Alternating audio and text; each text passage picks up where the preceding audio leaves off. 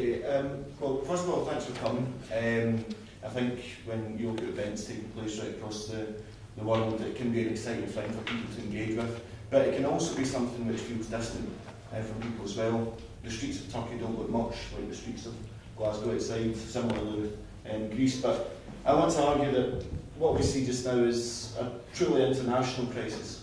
I studied politics at university. I don't know if anyone else here does or did, but what we were taught in Politics 101 was that when you're discussing issues of state and governance and power, is that governments really want to have police and to have their army on the streets, because what it really reflects is a lack of legitimacy in the state. It really reflects a degradation of people's trust, of people's willingness to be dominated by a particular government and by a particular state apparatus. And often states and economies and governments go through scandals, they go through individual crises. You could look at the behaviour of someone like Berlusconi, for example, and the crisis that was caused there. You could even talk about the Monica Lewinsky scandal with Bill Clinton. These are national scandals that create national conversations amongst people. But what we're seeing just now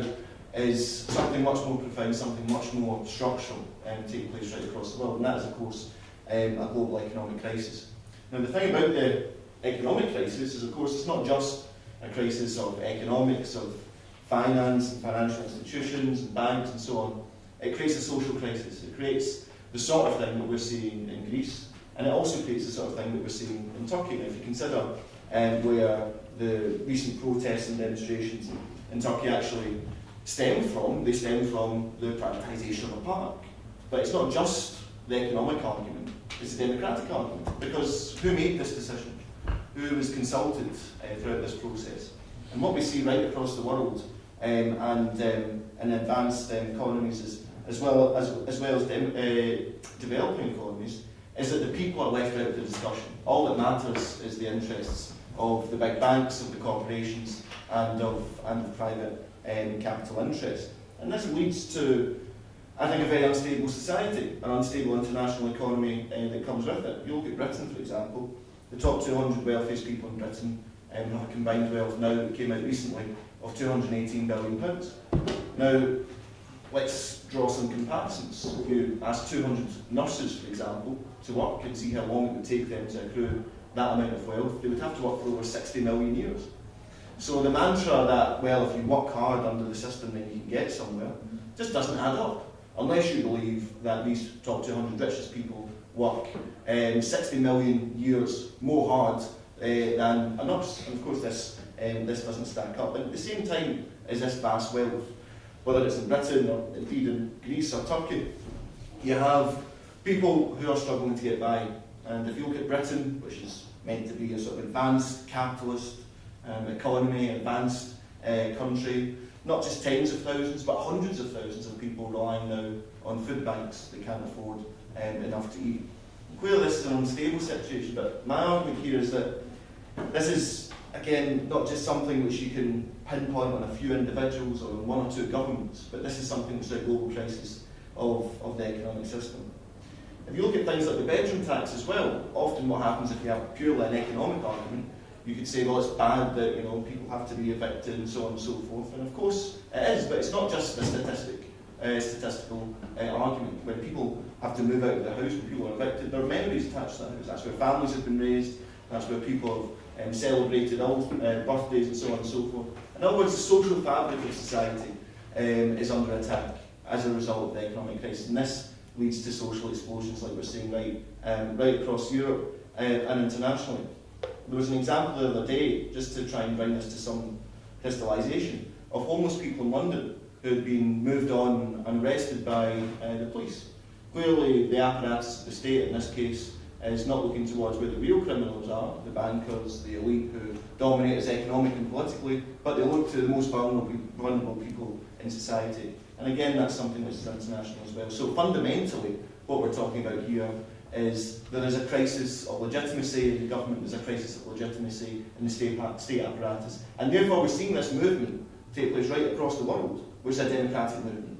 People want to see more democracy. They don't want just to have the possibility of electing a government every 4 or 5 years, or whatever the case might be. They want to have a way of making decisions on behalf of the people that reflect themselves economically and politically. In other words, people want to have the ability to say something about whether or not a country should go to war, about whether or not we should bail out the banks, or, in the example of Turkey, of whether or not this park should be privatised and taken over by a private company. And this crisis is developing now, I think, to a head, because while movements that take place which oppose governments and which oppose austerity go up and down, there's something profound happening, I think, in the global system, which means that people are rejecting wholesale what's going on. They're rejecting it in very large numbers.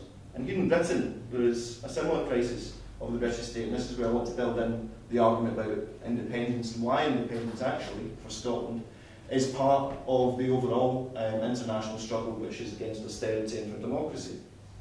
The British state is in a peculiar situation because it's recently been engaged in two very unpopular wars, in particular the Iraq War. I think created a long-term damaging impact for democracy in Britain, because so many people participated in demonstrations, forums and so on to oppose that war, and yet they weren't listened to by the government. In fact, the government turned around and said quite clearly to people that they didn't have enough money to support firefighters who were on strike, as Gordon Brown said, but they did have a blank cheque to go to war with Iraq. So clearly the interests of the people and the interests of the people in power are divergent and becoming more divergent. But the British state is doing something interesting. I mean, we will have the pleasure next year of celebrating and commemorating, not the end, that would be bad enough, but the start of the First World War. I mean, the First World War is up there, certainly in the top 5, if you could put it like that, of the most bloody events, the most unjust events that's ever taken place in human society. I mean, millions upon millions of working people's blood spilled over rivalries between nation states. And we are told that this is something that we should celebrate and that we should commemorate in a journalistic and patriotic way. And of course, we're looking towards a society which is based on peace and which is based on democracy. But the British state is doing something else as well as its commemoration for war and its relationship with American imperialism and with American power. It's also saying, like the other states across Europe are saying, that the people will be made to pay for the economic crisis. It's saying that regardless of protest, regardless of strike action and so on, that really there is an ideological decision that's being made here. That the Tories are not just in favour of cuts and in favour of austerity on a purely structural basis, on a purely economic basis, but that they ideologically want to roll back everything which working people have won since 1945. They want to roll back the NHS, they want to roll back public spending and so on, but they want to do something more than simply roll back. Like in Turkey, they privatise a park and other amenities, as the same in Greece. We see the National Health Service, a British institution, which is being privatised in England. And funnily enough, David Cameron said the other day at the Tory Party conference, the Scottish Tory Party conference, that Britain has done great things as a union, one of which is founding the NHS, which is why, of course, we should vote to stay as part of the union. Funny argument to make when, at the very same time, you're privatising and destroying the example that you hold up as a victory for the union.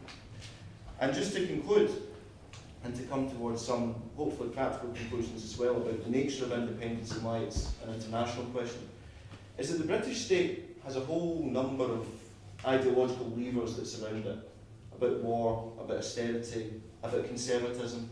And it's interesting to note that we have a cultural issue that arises as well. When you hear Pinar talk about what's going on in Turkey, about, for example, gay rights, or, for example, social policy towards alcohol and so on and so forth, it's interesting to note that actually you could pair that with a lot of what UKIP says. You could take another example, you could pair that with a lot of what the American right says. They say that there should be no gay marriage. They say that there should be more strident laws on things like alcohol and so on and so forth. They try and demonise, in other words, people in society who are seen and who are made to seem as being marginal forces.